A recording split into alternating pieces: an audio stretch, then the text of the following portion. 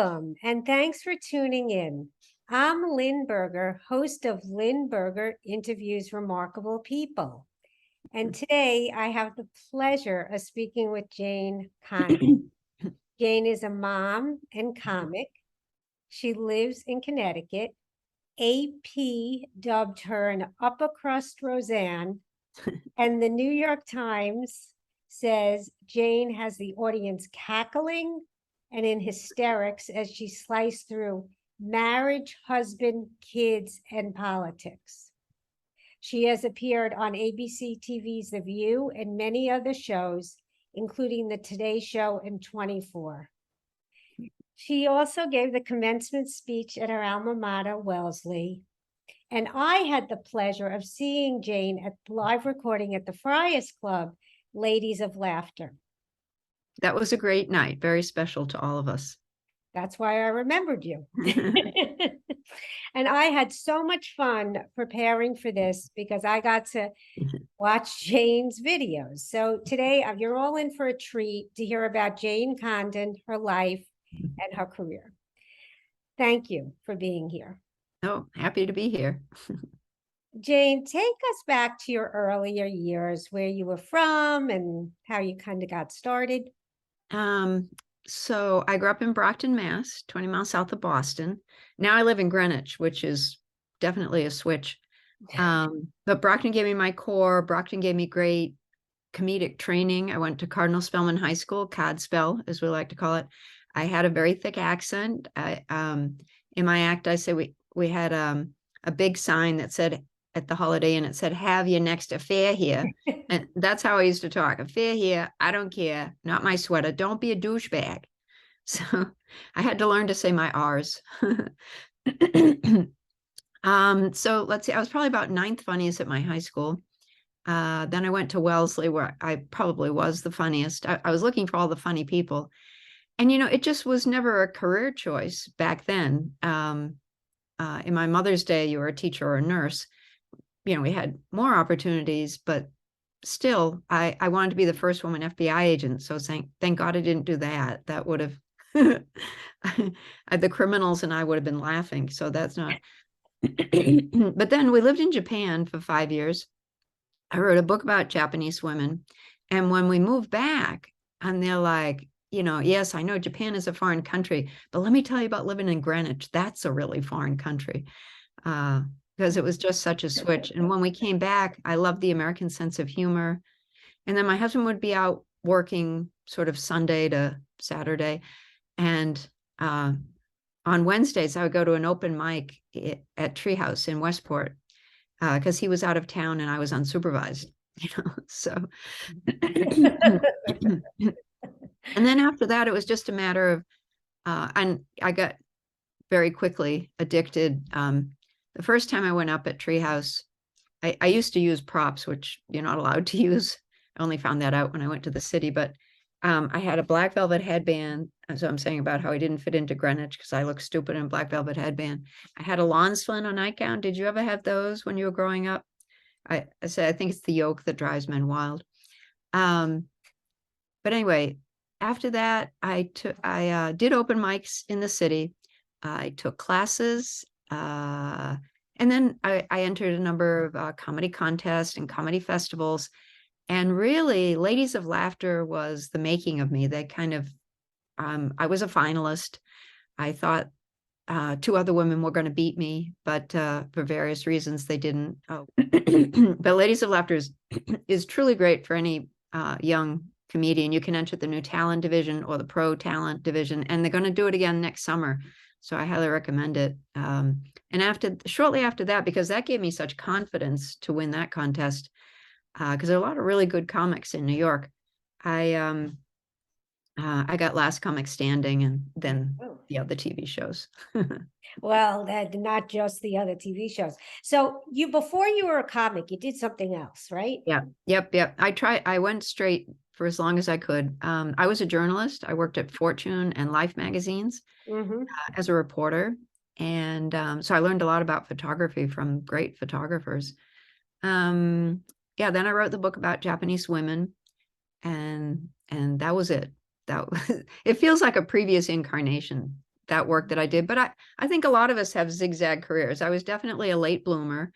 I only started when I was 37. I had 2 kids, but Phyllis Diller started at 37 and she had 5 kids. So, you know, she made it work. But how did you make the switch from a journalist? Like, what was going on in your life or in your head? Well, both are about words. I think there are 2 ways people come at comedy. One is as a writer, one is as an actor. Mhm. And I think I came at it as a writer. I really had to learn to loosen up and I take some acting classes to fill in the gaps. And when I took a clown class, they just put a red something on your nose. And that freed my whole body because what I've learned in stand-up is your whole body is your instrument.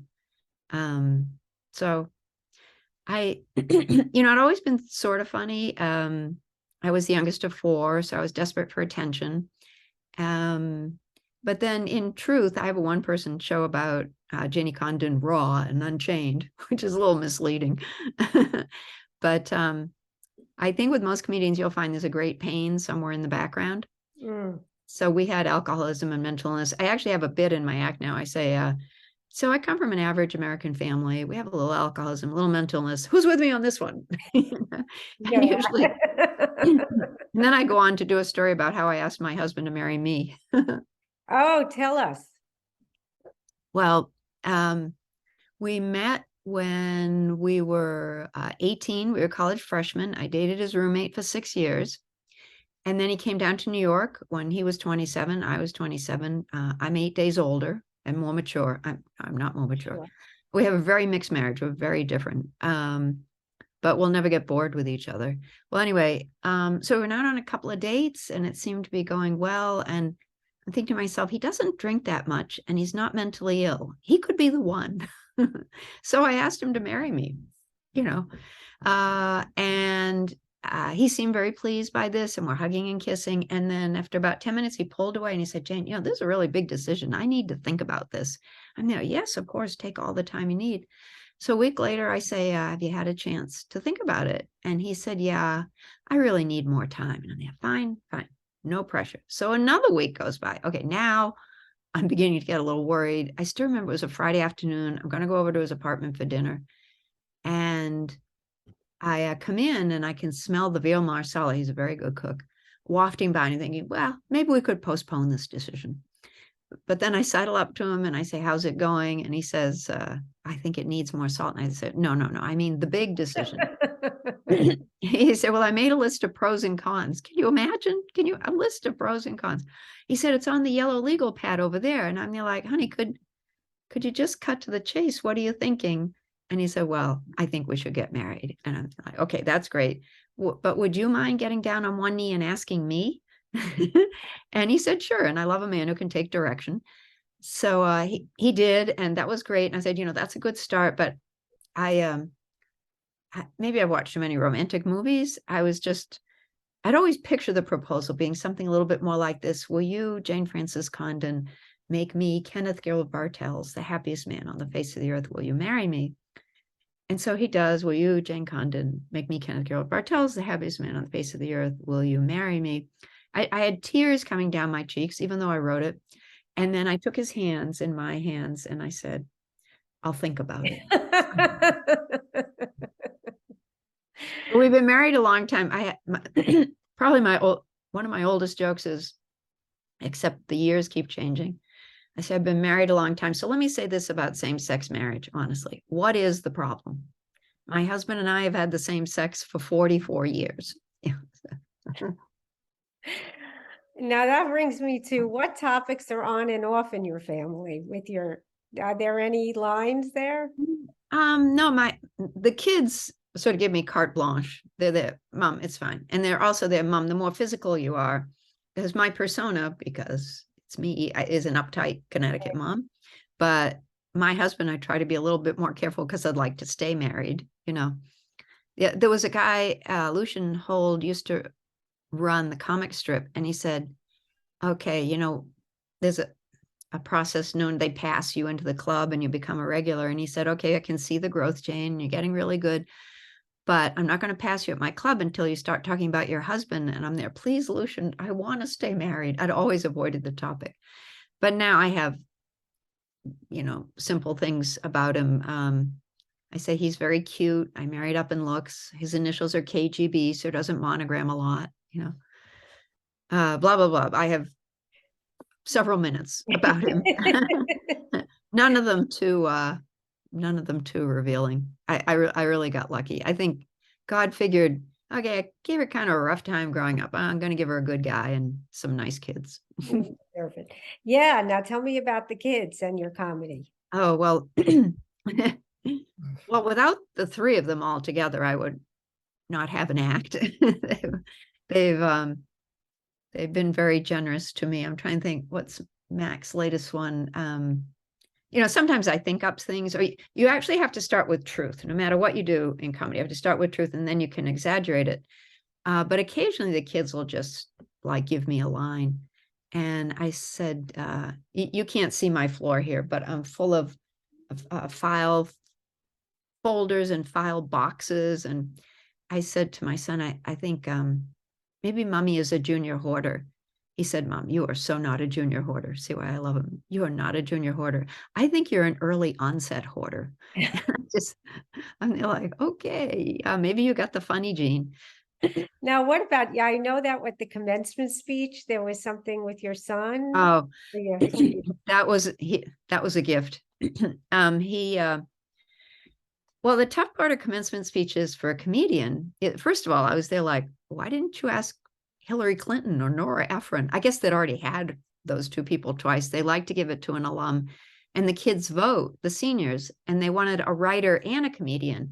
And I'd written this book about Japanese women, but I'm not going to say I was the most famous speaker they ever had, but I bet I was probably one of the funniest, maybe the sure. Sure. But the great, was sort of, yeah, I was a little taken aback, was they want to see your speech first. Well, comedians go into a show like with an outline and a game plan, and we try to be very in the moment. And I didn't mind writing it out. I just I'm known as a clean or cleanish comedian. And so I'm there like, why are they going to censor me? My 20 years of comedy kind of took over. It's not really good to ad lib in front of 550 graduates and 1,000 people, but I mean, that's what we're trained to do.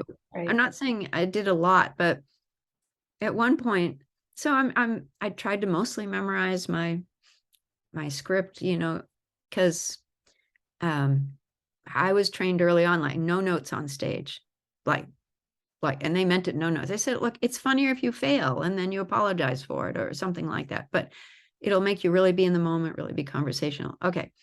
So I'm about halfway through, and this just bubbled up. I don't know why. Yes, I do know why. All those years on stage, which is my happy place. And I put aside my script. I think they could see me do it too. They must have been a little scared. And I said, you know what? As I look out at this sea of eager, educated faces, I'm thinking, I have a son in the audience, and he is available if anybody is interested. And God bless him, he was going to NYU grad acting at the time. And he got up, and I said, honey, would you mind standing up? And he stood up and he waved, and then he went like this, call me. So I don't think any girls called him, but I literally had 4 or 5 mothers call me. Which was so very sweet. He said, Mom, you pimped me out. I'm like, I don't know what pimping you out means, but I was just trying to solve something. Just trying to help, honey. But it was a great mother-son moment. It really was. And God bless him for jumping in.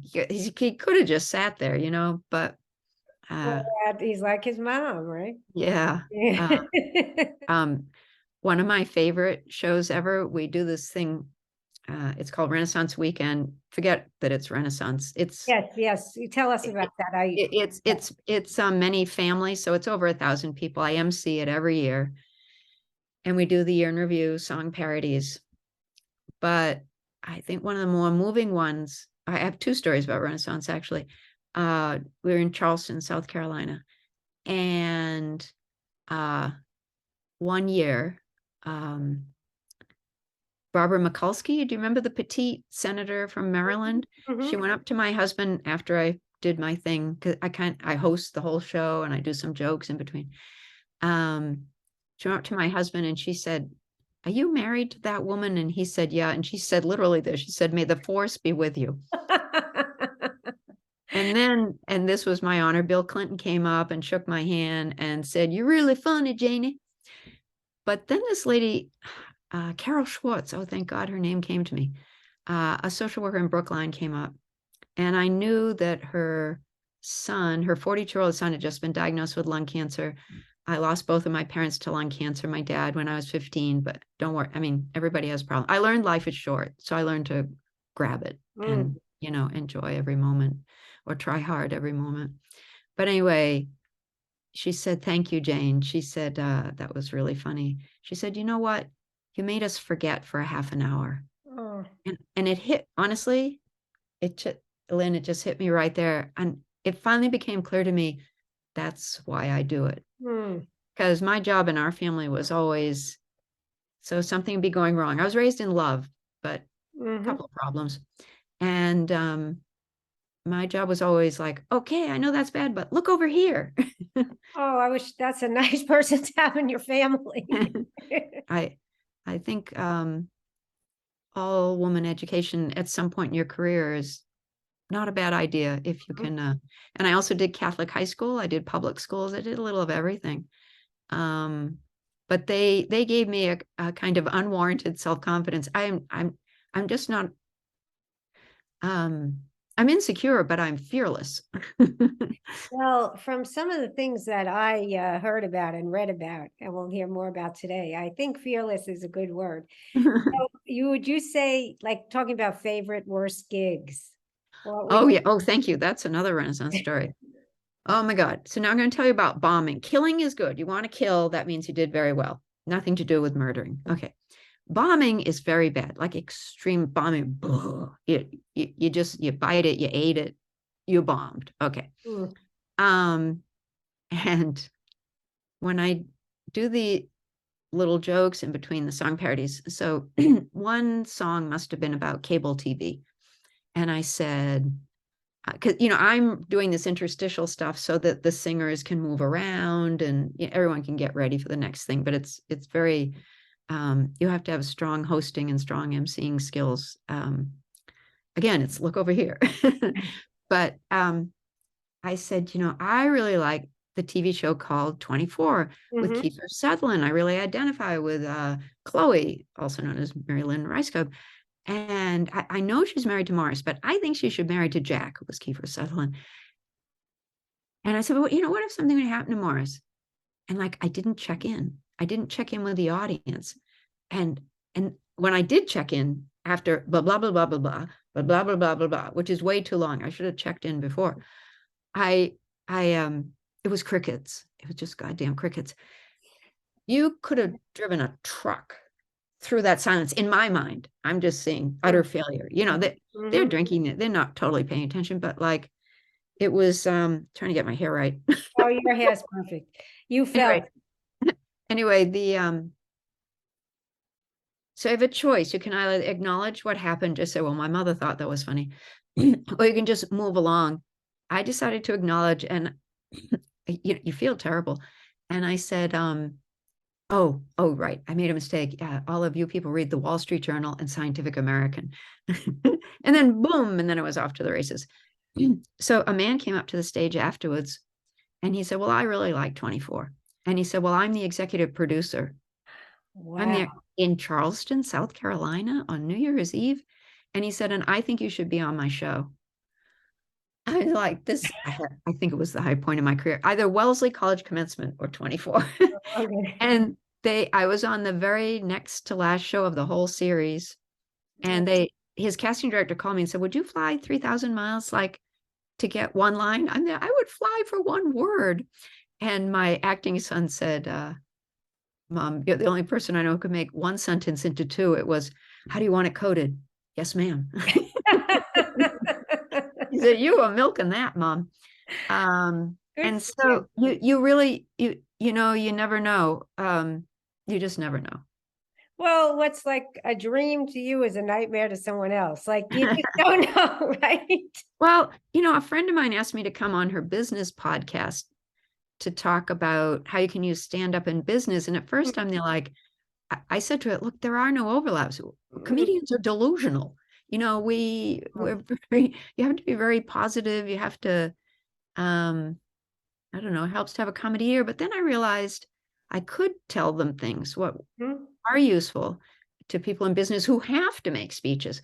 First of all, comedy, a joke, even just a joke, not even, you know, my little whatever things I say, it opens up people's heads.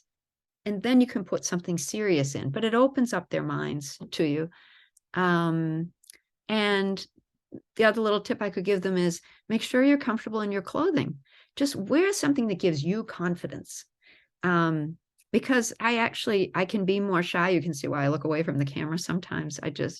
But on stage, I have, it's me plus 10% because I nobody's going to listen to shy Jane. But the other thing of value to say to people in business is just pretend you're having a conversation with somebody in the audience. And there were about 2 years there. My mantra to myself when I go on stage was just connect.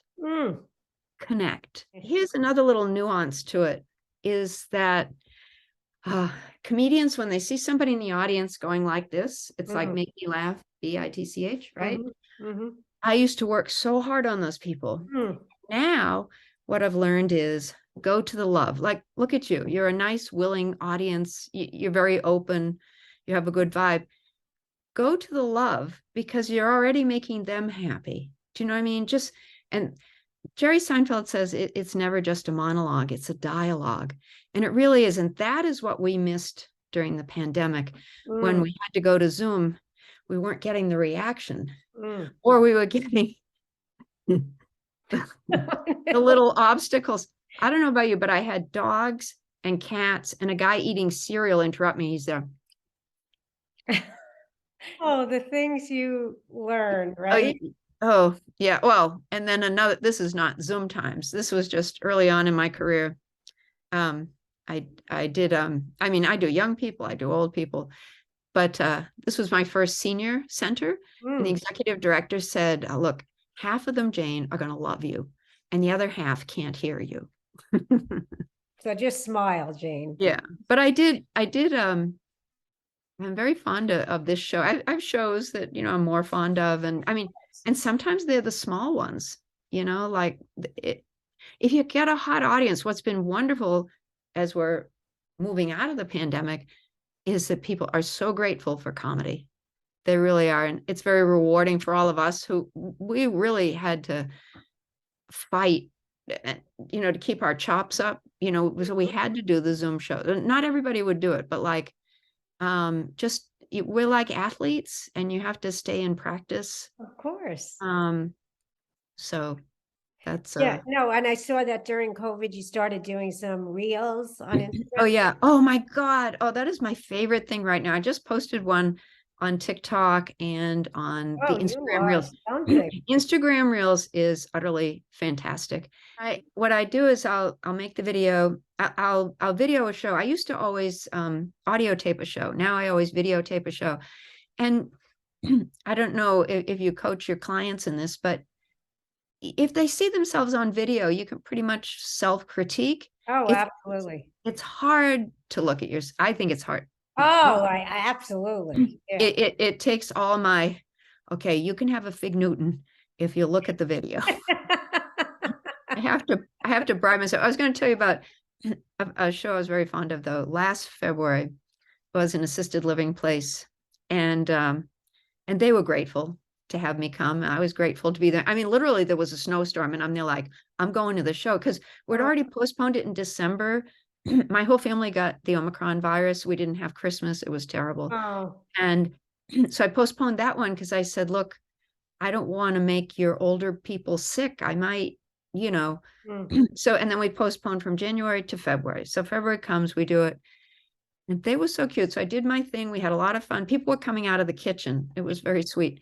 But then I had to go home. At some point I had to go home.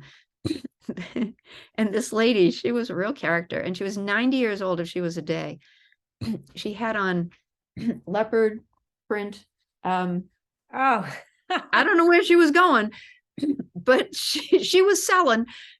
Anyway, so she had leopard print boots and a golf visor and sunglasses. So I see the sunglasses and I say, so were you a former movie star?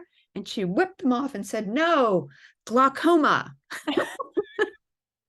I laughed so hard. And they're like, now I really have to go because I can't top that.